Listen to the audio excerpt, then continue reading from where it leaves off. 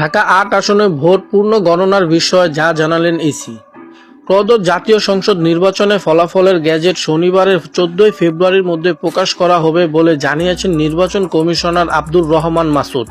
একই সঙ্গে তিনি স্পষ্ট করে বলেছেন, আলোচিত ঢাকা ৮ আসনে ভোট পূর্ণ গণনার কোনো সুযোগ নেই। শুক্রবার রাতে সাংবাদিকের সঙ্গে আলাপকালে তিনি বলেন, শনিবার মধ্যেই সংসদ নির্বাচনের গেজেট প্রকাশ হতে পারে, তবে ঢাকা ৮ আসনের ভোট পূর্ণ গণনার কোনো সুযোগ নেই।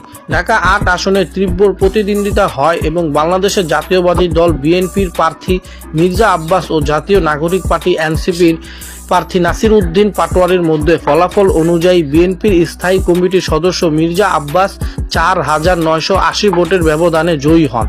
তিনি পান ৫৬,৫৫২ ভোট। অপরদিকে নাসির উদ্দিন পাটোয়ারি পান ৫১,৫৭২ ভোট। ফলাফল ঘোষণার পর থেকেই দুই প্রার্থীর সমর্থকদের মধ্যে উত্তেজনা দেখা দেয়। উভয় প্রার্থী রিটার্নিং কর্মকর্তার কাছে অভিযোগ দাখিল করেন।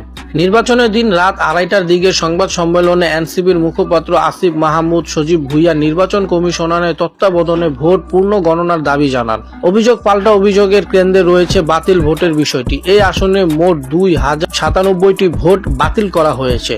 সংশ্লিষ্ট সূত্র জানায়, ব্যালট পেপারের একদম বাম পাশে ধানের শীষের প্রতীকের ঘর থাকায় তার পাশে ফাঁকা জায়গায় অনেক ভোটের সিল পড়েছে, ফলে সেসব ভোট বাতিল হিসাবে গণ্য করা হয়েছে। তবে নির্বাচন কমিশনের পক্ষ থেকে জানানো হয়েছে, আইন ও বিধিমালা অনুযায়ী প্রতিক্রিয়া অনুসরণ করেই ফলাফল ঘোষণা করা হয়েছে এবং পূর্ণ গণনার কোনো সুযোগ নেই।